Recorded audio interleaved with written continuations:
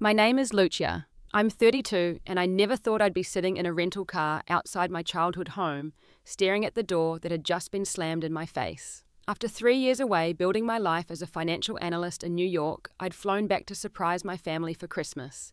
I'd imagined warm hugs, laughter, catching up over hot chocolate. Instead, my mother looked me straight in the eyes and said those words I'll never forget. "You weren't invited.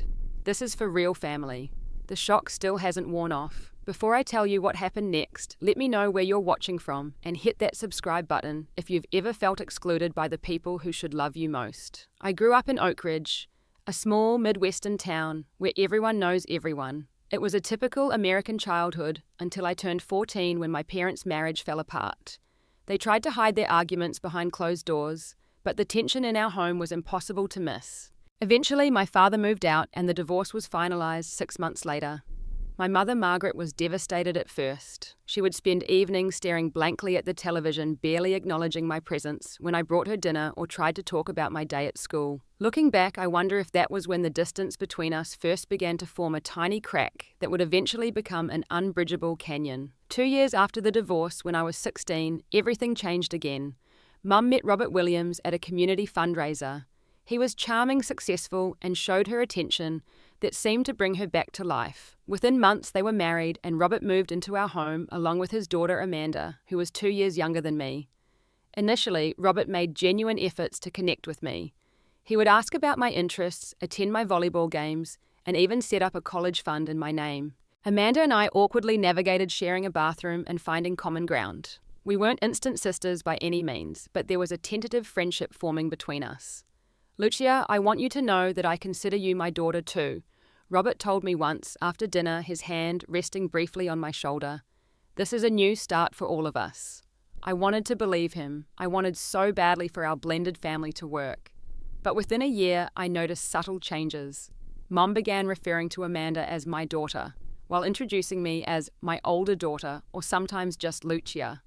Small exclusions started happening, family photos where I was positioned slightly apart from the others, inside jokes I wasn't privy to, weekend trips planned when I had academic commitments. "We didn't think you'd want to come anyway since you're always studying," Mum would say when I discovered they'd gone to a concert or dinner without me. "You know how important your grades are for college." The message became increasingly clear: I was the outsider.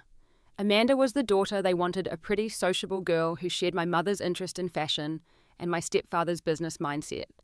I was too serious, too independent, too much like my absent father. When college application time came around, I discovered the limits of Robert's generosity. The college fund he'd set up contained barely enough to cover a semester's tuition.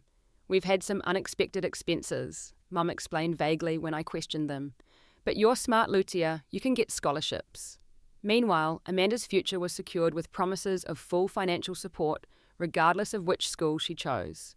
I worked 3 part-time jobs throughout high school to save money, applied for every scholarship I could find, and eventually secured enough funding to attend state university, though it wasn't my first choice.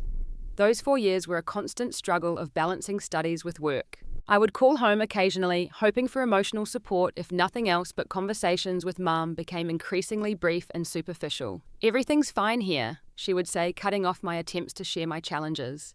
"Amanda just made cheerleading captain," or "Robert's business is expanding." When I graduated with honors in finance, neither of them attended the ceremony. Amanda had a dance recital the same weekend, and they couldn't miss it. I moved to New York immediately after, determined to prove that I could succeed without their support or approval. My first years in the city were tough but exhilarating. I started at the bottom of a financial firm, working longer hours than anyone else, taking on projects nobody wanted.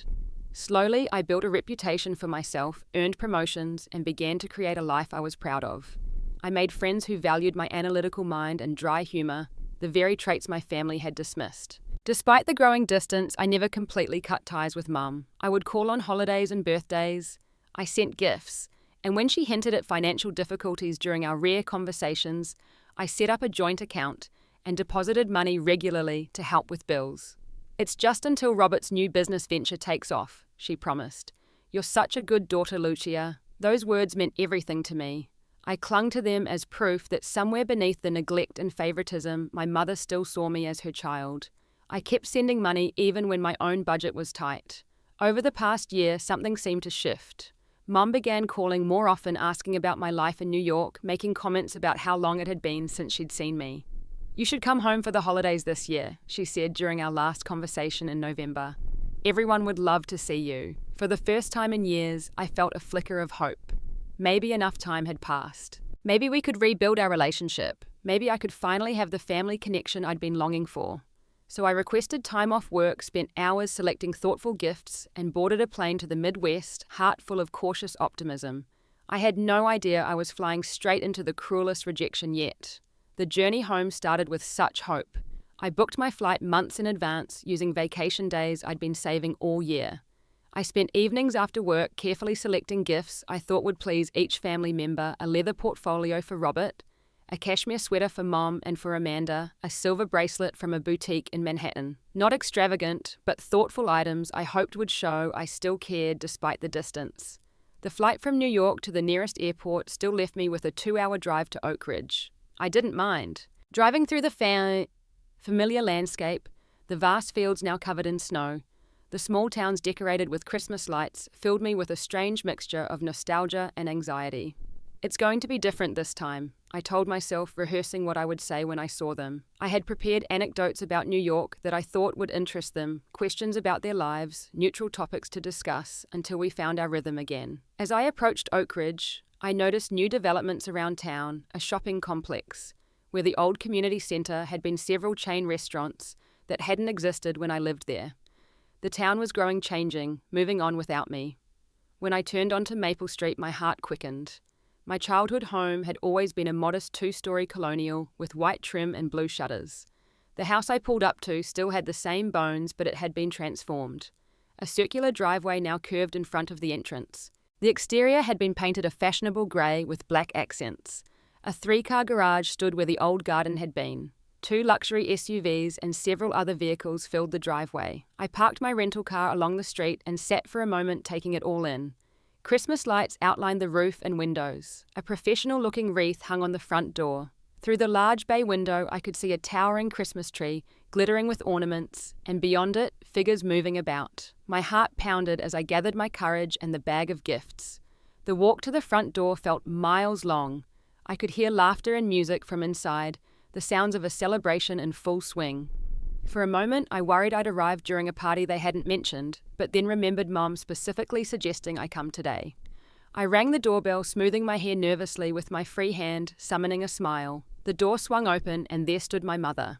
She was more elegantly dressed than I remembered, her hair professionally coloured and styled, wearing an outfit that spoke of money and careful selection. For a split second, I saw surprise in her eyes, quickly replaced by something else, something cold and calculating. "Lucia?" she said, her voice flat. "What are you doing here?" The question knocked the air from my lungs. "I'm home for Christmas," I managed. "Like we discussed." She glanced over her shoulder, then stepped halfway out, partially closing the door behind her, as if to prevent me from seeing inside. "We're in the middle of something important right now." Behind her, I caught glimpses of a gathering in full swing. A catering staff moved efficiently through the dining room. Family members. I recognized my grandmother, aunts, uncles, cousins were gathered in the living room. A banner hung across the far wall, though I couldn't read what it said. "I can wait," I offered, confusion mounting. "Or help with whatever you're preparing." Mum's expression hardened. "You weren't invited, Lucia. This is for real family." The words struck like physical blows. Real family. Real family. Before I could respond, the door opened wider, and Amanda appeared beside my mother. She wore an elegant black dress and what appeared to be a new engagement ring that caught the light as she moved her hand. Around her neck was a diamond pendant I recognized immediately. It was nearly identical to one I'd been saving to buy myself as a reward for my upcoming promotion. "Who is it, Mom?" Amanda asked, then pretended to notice me. "Oh, Lucia, what a surprise." The false brightness in her voice made it clear my presence was unwelcome. Behind them, I caught sight of Robert, who made brief eye contact with me before deliberately turning away to speak to someone else. "I thought," my voice faltered. "Mom, you said everyone would love to see me." "I meant another time," she replied dismissively.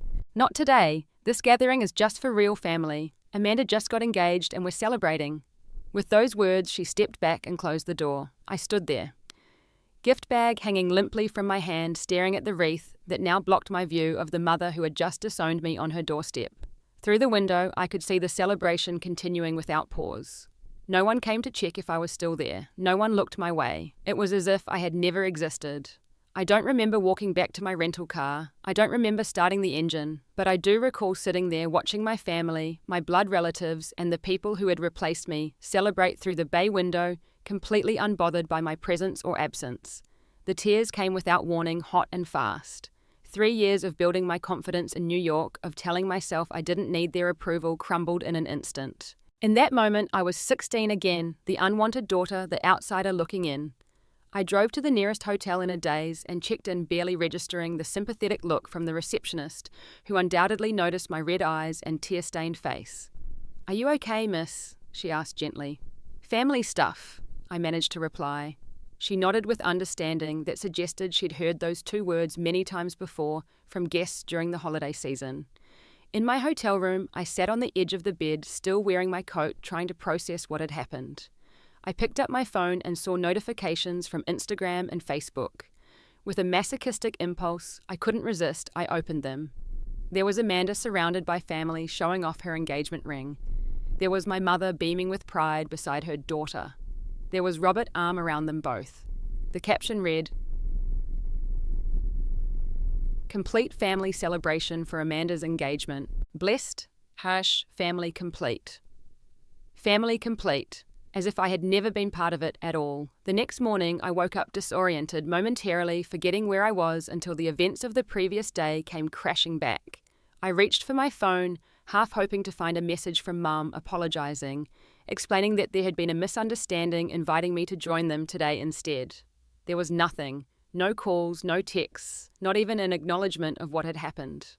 Instead, more social media updates appeared from various family members. Aunt Linda posting about such a special family gathering. Cousin Tyler sharing photos of the whole family together. My grandmother, who used to send me birthday cards with pressed flowers, commenting, "So happy to have all my loved ones together," on a group photo where my absence wasn't even noted. I scrolled through image after image, each one a fresh wound. In one photo, Amanda was opening a gift from my grandmother. The antique silver locket she had always promised would be mine someday, a family heirloom passed down through generations. The captions and comments created an alternate reality where I simply didn't exist, where this collection of people was the complete and unbroken circle they called family. Had they forgotten about me entirely, or worse, had they actively chosen to erase me? I forced myself to shower and change, determined not to spend the entire day in my hotel room, spiraling into a deeper depression. I needed coffee, fresh air, something to ground me in reality. The hotel recommended a local cafe, and I headed there without much thought. Oakridge had changed, but some places remained the same. The Bell Street Cafe had been around since before I was born, a community fixture, where locals gathered for more than just coffee. I was stirring sugar into my latte when I heard a familiar voice. Lutia Thompson, is that you?" I looked up to find Jessica Winters standing beside my table, her expression brightening with recognition. We had been close in high school before drifting apart during college. She looked much the same, though her formerly rebellious style had matured into something more professional. "Jessica, hi," I managed, trying to summon a smile. "I can't believe it's you. Are you home for the holidays?" She slid into the seat across from me without waiting for an invitation, her warmth a stark contrast to my family's coldness. "Sort of," I replied vaguely. Jessica tilted her head, studying me. "I'm surprised you're here and not at your mom's place. I just saw all the photos from Amanda's engagement party yesterday. It looked amazing." The casual mention of the gathering I'd been excluded from stung, but it also presented an opportunity to understand what was happening. "You saw the pictures?" I asked carefully. "Everyone has. They've been all over Facebook. Your mum really went all out flower arrangements, catering from that expensive place in the city, Champagne Toast." She paused, noticing my expression. "Wait, weren't you there?" I swallowed hard. "No, I wasn't invited." Jessica's jaw dropped. "What?" "But you're here in town." Slowly, I recounted what had happened at my mother's doorstep. As I spoke, Jessica's expression shifted from shock to outrage. "That's unbelievable," she said when I finished. "Actually, no. Knowing your mum and Robert, it's unfortunately very believable." "What do you mean?" Jessica hesitated, then leaned forward. "Look, I probably shouldn't say this, but you deserve to know. Your mum and Robert have been, well, not exactly honest about a lot of things. Over the next hour, Jessica filled in the gaps of what I'd missed during my years away. According to her, my mother and Robert had been presenting two different narratives, one to me and another to everyone else in town. They've been telling people you abandoned them, Jessica said, her voice gentle but firm. That you went to New York and never looked back, that you refused their calls, that you're too busy with your fancy life to care about family. My hands trembled around my coffee cup. That's not true. I call them, I send gifts. I've been supporting them financially for years. Jessica nodded. I figured it was something like that, but meanwhile they've been living quite well. Robert's business has been thriving for at least 5 years. He bought that manufacturing plant outside town, and it's been incredibly profitable. Plus his father passed away last year and left him a significant inheritance. What? I felt dizzy with confusion. But Mum said they were struggling, that they needed help with bills. Bills for what, their third luxury car? Jessica's tone was bitter. Lucia, they renovated their entire house last summer. Amanda drives a brand new Mercedes that she got for her birthday. Your mum belongs to that exclusive country club outside town and goes on shopping trips to Chicago twice a month. Each revelation felt like another slap. All those times I'd scraped together extra money from my budget, skipping lunches, taking on additional projects for bonuses, believing I was helping my struggling mother. There's more, Jessica said, pulling out her phone. I don't want to hurt you, but I think you need to see this. She showed me screenshots of conversations and posts from Amanda's private social media accounts posts I couldn't see because she had blocked me years ago. There were mocking references to my ATM stepsister and jokes about bleeding the cash cow dry. One post from just a week ago read, "Can't wait for the holiday haul. Big Sis has no idea she's funding my entire engagement party sucker-born every day. They've been planning this party for months," Jessica explained. Amanda got engaged in October and your mum has been organising this celebration ever since. When people asked if you would be coming home for it, she told everyone you were too busy and not interested in family events. The coffee turned bitter in my mouth. Years of manipulation and lies suddenly came into focus. I hadn't been gradually excluded from my family, I had been systematically exploited by them. "I'm so sorry, Lucia," Jessica said, reaching across the table to squeeze my hand. I should have reached out sooner, but I honestly believed what they were saying. It wasn't until I saw you here and heard your side that I realized what was happening. I nodded, too overwhelmed to speak. Part of me wanted to deny it all, to believe there was some explanation that wouldn't completely shatter what was left of my relationship with my mother. But the evidence was too clear, too consistent. I wasn't just unwanted by my family. I had been their willing victim for years. Back in my hotel room, I sat on the edge of the bed, Jessica's revelations echoing in my mind. The shock was giving way to something else, a mixture of anger and clarity that propelled me into action. I opened my laptop and logged into my bank account, navigating to the joint account I shared with my mother. The transaction history told a damning story. Regular deposits from me ranging from $500 to $2,000, depending on my own financial situation at the time. Withdrawals that corresponded suspiciously with luxury purchases I'd seen in the background of social media photos, a new television, the same week the account was emptied in March. Furniture deliveries, visible in photos posted days after a large withdrawal in June. Most damning of all was the most recent transaction, a withdrawal of $5,000 just 3 days before my arrival. The exact amount Jessica had mentioned hearing was spent on catering and flowers for Amanda's engagement party. My hands hovered over the keyboard as I processed this betrayal.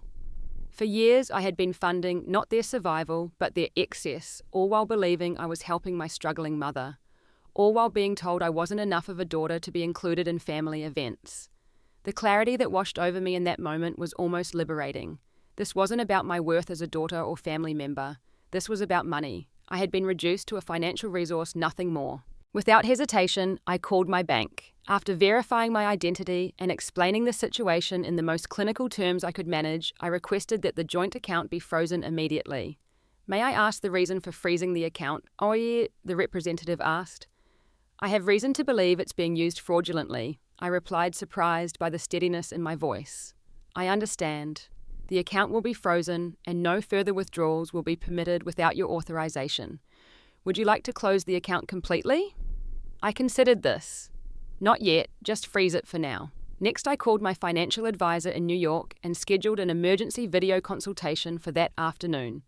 I needed to review all my financial connections and ensure there were no other vulnerabilities my family could exploit. As I hung up, my phone buzzed with an incoming text from my mother. There seems to be an error with the bank account. I tried to make a withdrawal and couldn't. Call me ASAP. No greeting, no mention of yesterday, just a demand related to money. It confirmed everything. I didn't respond immediately. Instead, I watched as more messages appeared. Lucia, this is serious. I need to pay the caterer. Did you do something to the account? This is very inconsiderate. We have expenses. The desperation in her messages increased with each passing minute. It was the most attention she had given me in years, and all because her access to my money had been cut off. After consulting with my financial advisor and confirming that all my other accounts were secure, I crafted a careful response. No error. I've frozen our joint account after discovering it's been used to fund luxury purchases and Amanda's engagement party instead of necessary bills as originally agreed. We can discuss this further when you're ready to be honest about your financial situation and treatment of me. The response was immediate, a phone call from my mother that I let go to voicemail, followed by a series of increasingly frantic texts. Then Robert's name appeared on my screen. I answered, curious to hear what approach he would take. What do you think you're doing, Wikes? He demanded without preamble. Protecting myself, I replied calmly. Your mother is very upset. You had no right to freeze that account. I almost laughed at the absurdity. Actually, as the primary account holder who has been making all the deposits, I have every right, especially when I discover the money isn't being used for its intended purpose. That money was for your family, he said, his voice taking on the condescending tone he had used throughout my teenage years.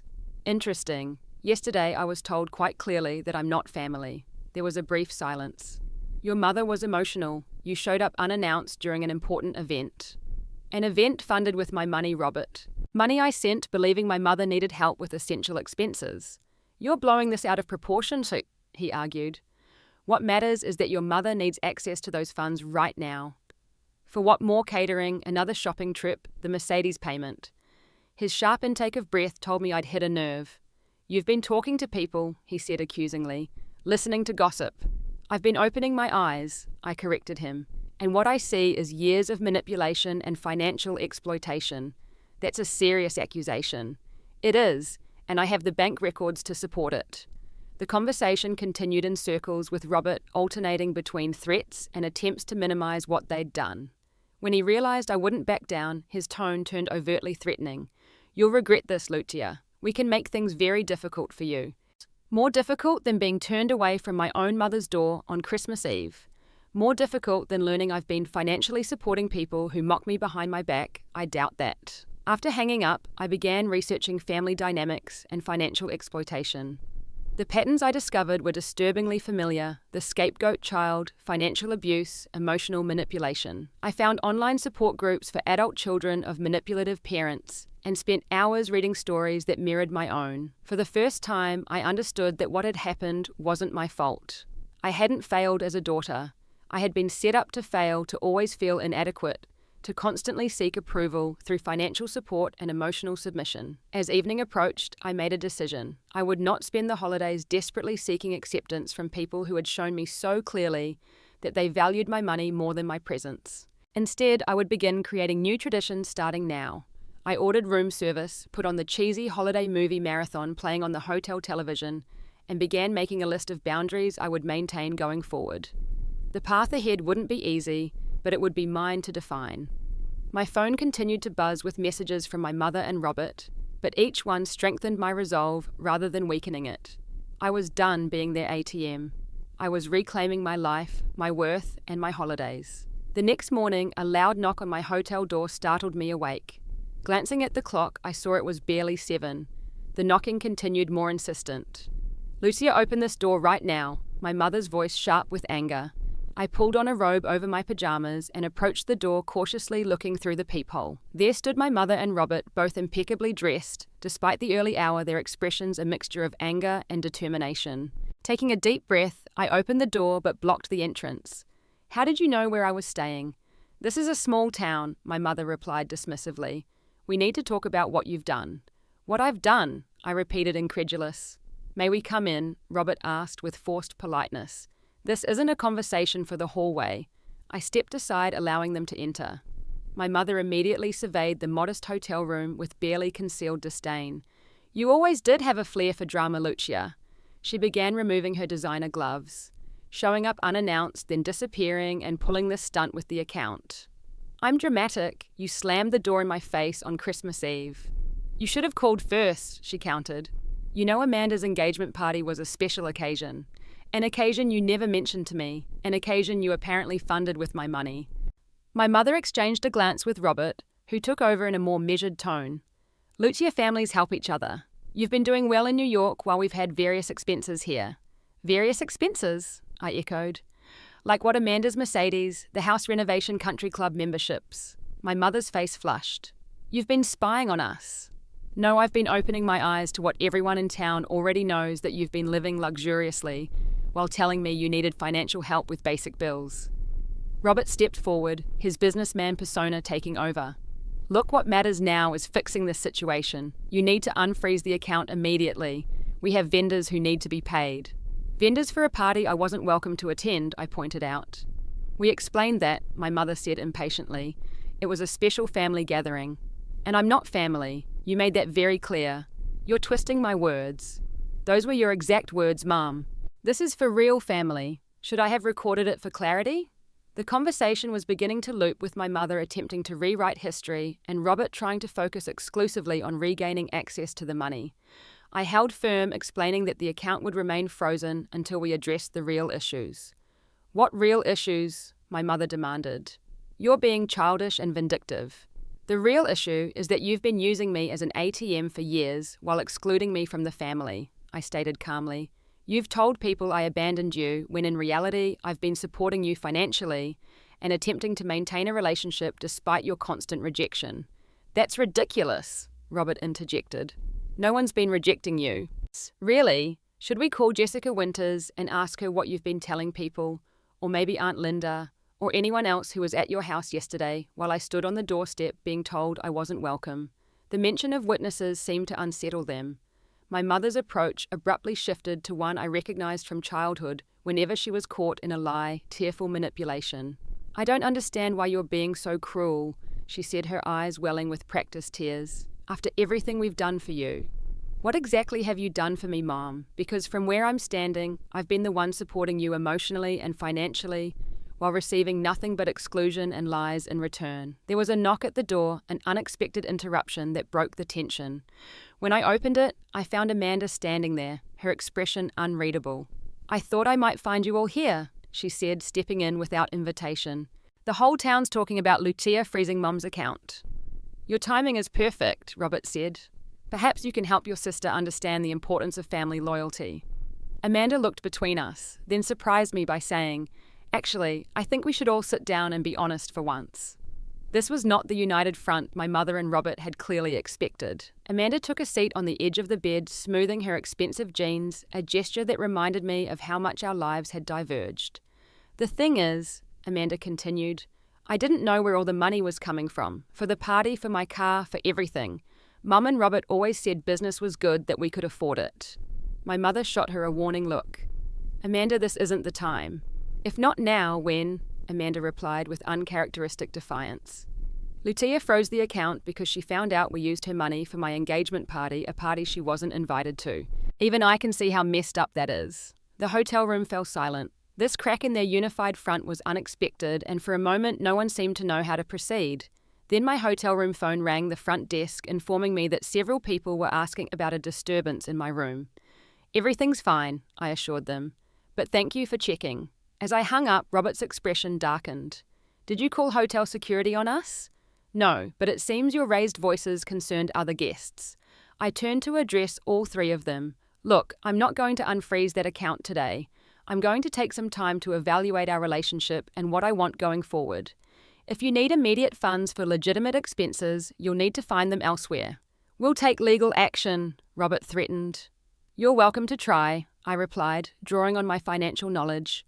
But as the primary account holder who made all the deposits, and with evidence that the account's stated purpose was misrepresented, I don't think you'll find much support in court, especially when my attorney presents evidence of potential financial abuse. The mention of an attorney I had yet to actually retain caused Robert to falter visibly. You wouldn't do that to your own mother, he said. I don't want to, but I'm done being exploited. My mother, seeing her tears weren't working, switched tactics again. After everything I've sacrificed for you, she began. What sacrifices, Mum? Name one. The challenge hung in the air. My mother opened and closed her mouth, but no specific sacrifice was forthcoming. In that moment of silence, something extraordinary happened. My mother's facade cracked just slightly, and a glimpse of truth emerged. You were always so independent, she said quietly, like your father, never needing me. But the money, that was the one way you showed you cared. The raw admission stunned me. In her twisted way, my mother had interpreted my financial support as the only love language she understood from me. Mum, I said gently, you could have just asked me to visit, to talk, to be part of your life. Instead, you pushed me away and took my money. It wasn't like that, she insisted, but her voice lacked conviction. Amanda stood up suddenly.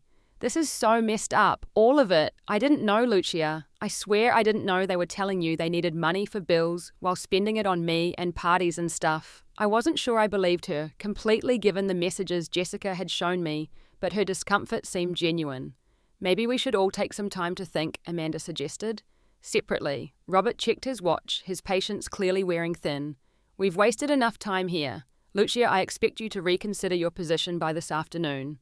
Or what? I asked. He had no answer. As they prepared to leave, my phone rang. The screen displayed Aunt Susan, my mother's sister, who had always been kind to me, but who had gradually fallen out of touch after Mum remarried.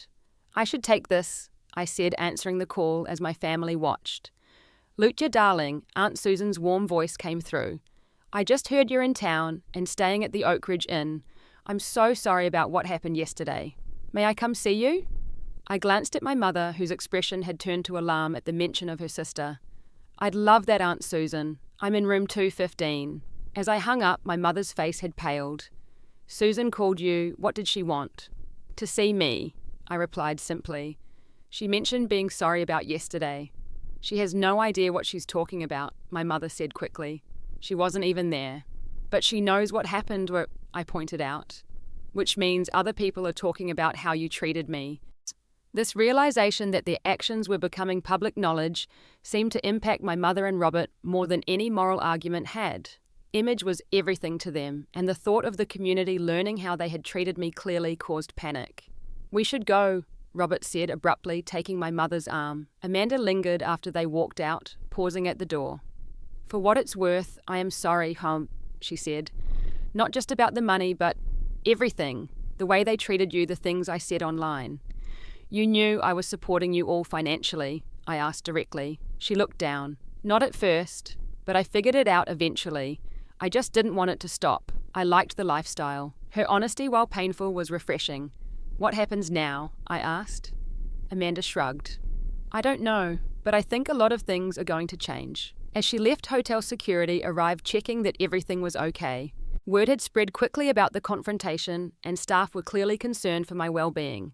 Would you like us to restrict visitors to your room? The security officer asked kindly. Yes, I decided. Except for Susan Thompson. She's expected. Alone again, I sat on the bed, emotionally drained but somehow lighter. The confrontation had been painful but necessary. For the first time in years, truth had entered our family dynamic, cracking the carefully constructed facade. My phone buzzed with texts from extended family members and old friends who had somehow heard about what happened. The community grapevine was working overtime, and surprisingly many of the messages were supportive. From Jessica. Heard Robert and your mum stormed the hotel. You okay? From a high school classmate. Just heard what happened at your mum's yesterday. That's awful. Want to grab coffee? From my father, who I hadn't spoken to in years. Someone in Oak Ridge called me about what happened. I'm so sorry, Lucia. I should have been there for you. Each message represented a connection I had thought lost potential bridges to rebuild during my time in town.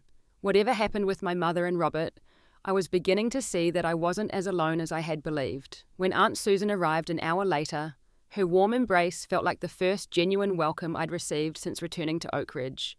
My dear girl, she said, holding me at arm's length to look at me. I've missed you terribly, and I'm so sorry about what Margaret did.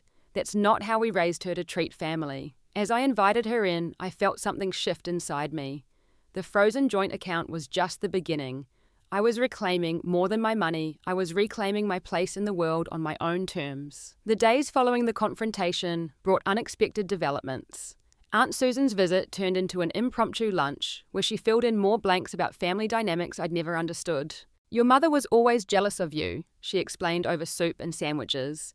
"Your intelligence, your independence. When you were little, she complained that you preferred books to playing with her. As you got older, she felt threatened by your closeness with your father. But he left," I pointed out.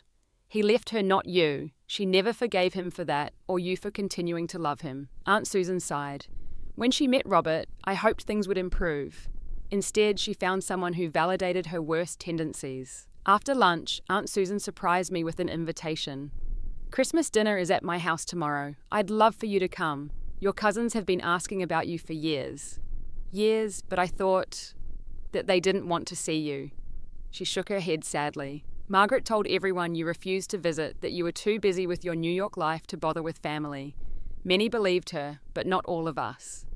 That evening, Jessica called with another invitation, a casual get-together with old friends at her apartment. "Nothing fancy, just people who'd love to see you." "Won't they be with their families, Bina?" I asked. "Some of us have complicated relationships with our families too," she replied with understanding. "Holidays can be a mixed bag." The next morning, Christmas Day, I awoke to more text messages than I could immediately process. Word had spread further about what happened at my mother's door and the subsequent confrontation at the hotel. In small towns, secrets rarely stay secret for long, especially when they involve prominent community members like Robert and my mother. Some messages were from people I barely remembered expressing outrage on my behalf or sharing their own stories about my mother's behaviour over the years. Others were from closer connections Jessica had rallied, offering support and alternative holiday plans. Most surprising was the delivery that arrived mid-morning, a small box of homemade cookies with a note from Mr. Wilson, who owned the cafe where I'd met Jessica. "You used to help me shovel the sidewalk outside the cafe when you were in high school," his note read. "Never forgot that kindness. Heard you might need some Christmas cheer this year. You're always welcome here." The simple gesture brought tears to my eyes. I had forgotten that brief connection a winter when I would stop by the cafe early before school and help the aging owner clear snow from his entrance. He had repaid me with hot chocolate and occasional life advice.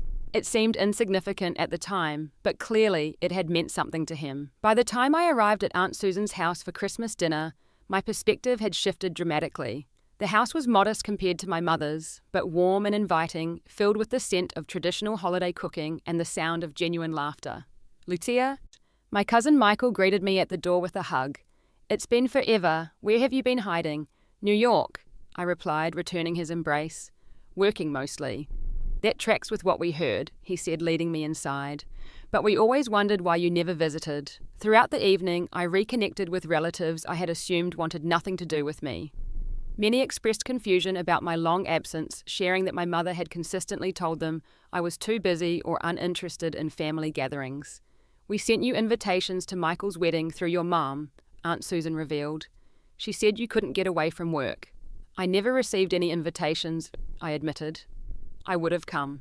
As dinner progressed, I found myself sharing stories about my life in New York, my career achievements, and yes, the truth about my relationship with my mother, and the financial support I'd been providing. "That explains the lifestyle upgrade," Michael's wife commented. "We all wondered how they afforded the renovations and Amanda's car on Robert's business income alone, especially after what happened with that failed expansion last year." "Failed expansion?" I questioned. "Oh, you didn't know Robert nearly bankrupted his company with a bad investment about 18 months ago.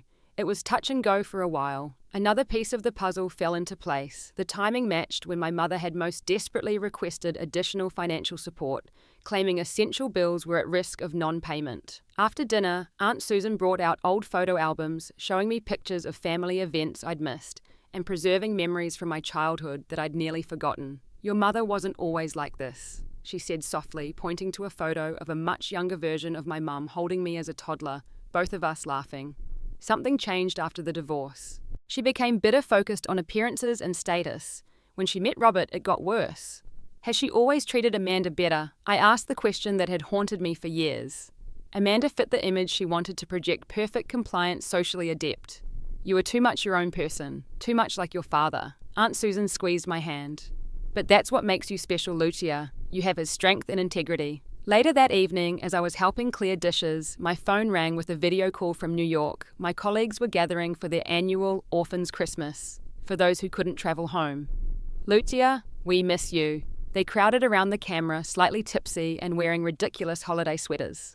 "How's the family reunion going?" I found myself sharing an abbreviated version of events, surprised by their immediate support and outrage on my behalf. "Come back early," my closest work friend urged. "Spend New Year's with us instead." Family doesn't have to be blood. The sentiment echoed what I had been experiencing all day with Aunt Susan, my cousins, old friends, and even distant acquaintances like Mr. Wilson. Family could be found in unexpected places built through genuine connection rather than obligation. That night, Jessica organized an impromptu gathering at her apartment where I found myself surrounded by old friends and a few new faces, all of whom welcomed me without judgment or expectation. To chosen family, Jessica toasted, raising her glass of mulled wine. To chosen family, we echoed. As we shared stories and laughter, I realized I was creating new holiday memories to replace the painful ones, fresh traditions that reflected who I was now, not who my mother had tried to force me to be. My phone remained noticeably silent from my mother, Robert, and Amanda. Whatever crisis my account freezing had caused, they were handling it without further attempts to contact me. I found I didn't miss their messages. Instead, I made plans with Aunt Susan for the following day to visit my favorite childhood places, the library where I'd spent countless hours, the park where I'd learnt to ride a bike, the small creek where I'd built fairy houses from twigs and leaves. "We should take pictures," she suggested. "Create new memories to bring back to New York with you." For the first time since arriving in Oak Ridge, I felt a sense of belonging, not to the family that had rejected me, but to a broader community of people who valued connection over exploitation, authenticity over appearance. The frozen account that had prompted such drama now seemed almost insignificant compared to what I had gained a clearer understanding of my worth, beyond financial contribution, and the knowledge that I was not alone. Christmas night, I fell asleep in my hotel room with a sense of peace I hadn't felt in years. Tomorrow would bring more discoveries, more connections, more healing. And when I eventually returned to New York, I would carry with me not just painful lessons about setting boundaries, but also the warmth of genuine connections rekindled and newly formed. The holidays hadn't gone as I'd planned, but perhaps they had gone exactly as I needed them to. 3 weeks later, I was back in my New York apartment watching snow fall gently outside my window. The return to my normal life had been both a relief and an adjustment. The emotional roller coaster of the holidays had changed me in ways I was still discovering. My first priority after returning was to meet with my attorney and financial advisor to establish clear legal boundaries. The joint account remained frozen despite multiple attempts by Robert to have it released. Eventually, we reached an agreement through our lawyers. I would close the account and make one final transfer to my mother's personal account to cover legitimate expenses. In return, she signed a document acknowledging that no further financial support would be forthcoming. "Are you sure about this?" my attorney had asked. "You could potentially recover some of the misappropriated funds." "I'm sure," I replied.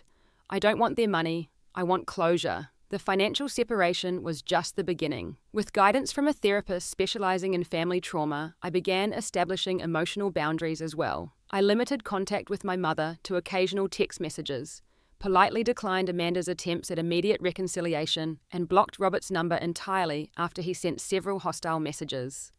"Healing doesn't mean you have to maintain relationships with people who hurt you," my therapist advised. "Sometimes distance is the healthiest choice." The most surprising development came from my extended family. Aunt Susan called weekly, sending care packages containing homemade cookies and old family photos she'd discovered. My cousins connected with me on social media, commenting on posts and sharing inside jokes that bridged the years of separation. Even my father, encouraged by our brief exchange during the holidays, reached out to tentatively rebuild our relationship. "I should have fought harder to stay in your life," he admitted during one of our calls.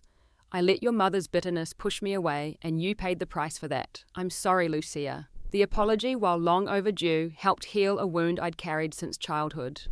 At work, I found myself approaching my career with new perspective. The promotion I'd been chasing came through in February, but instead of immediately sending money home as I would have in the past, I started a personal foundation to help students from disadvantaged backgrounds pursue financial education. "Your experience gives you unique insight," my boss commented when I shared my plans. "Those students will benefit from more than just your financial support." As winter melted into spring, the attempts at contact from my mother grew less frequent. The last message I received from her was uncharacteristically reflective. "I don't expect forgiveness, but I want you to know I'm seeing a counselor. Robert and I are separating. I don't recognize the person I became with him or how I treated you. Maybe someday we can talk." I didn't respond immediately, allowing myself time to process her words without rushing to either forgive or condemn. Growth was possible for her, just as it had been for me. But reconciliation would require more than a single message or moment of clarity. Amanda's engagement fell apart shortly after the holidays, a development I learned about from Aunt Susan rather than directly. Apparently her fiancé had second thoughts after witnessing the family dynamics and financial deceptions that came to light. "She's moving to Chicago," Aunt Susan reported. "Says she needs a fresh start away from your mother and Robert's influence. Reminded me a bit of you at that age." I sent Amanda a brief message wishing her well, along with the name of my therapist, in case she wanted a recommendation for someone similar in Chicago. Her response was equally brief, but seemed genuine. "Thanks, Lucia. I'm trying to figure out who I am without them defining me. I think I understand you better now." When the next holiday season approached, I faced it with mixed emotions. Jessica and several other friends from Oak Ridge had already invited me to visit, as had Aunt Susan. My colleagues in New York were planning another orphans gathering.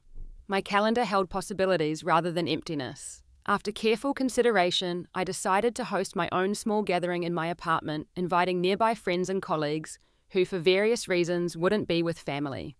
I sent care packages to Aunt Susan and others in Oak Ridge, promising to visit in the spring instead. "Creating your own traditions is powerful," my therapist encouraged. "It's a way of reclaiming the holidays on your terms." The night of my gathering as friends filled my apartment with conversation and laughter. I found myself standing by the window, watching the city lights. One of my colleagues approached, handing me a glass of wine.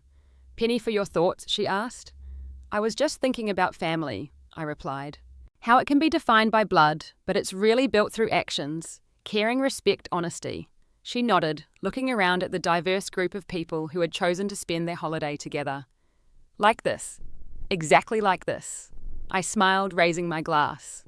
"To the family we choose, and the boundaries that let us choose wisely." As the evening progressed, I received a text message from Aunt Susan sharing photos of her holiday gathering, where a place had been symbolically set for me.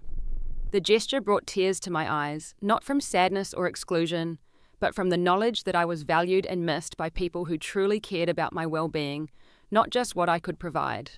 Later that night, after my guests had departed, and I was cleaning up, I found myself reflecting on the journey of the past year. The painful rejection at my mother's door had been a devastating blow, but also a catalyst for change that had ultimately led to greater authenticity and healthier relationships. By freezing that joint account, I had done more than protect my finances. I had broken a cycle of exploitation and begun to heal wounds that had been festering for years.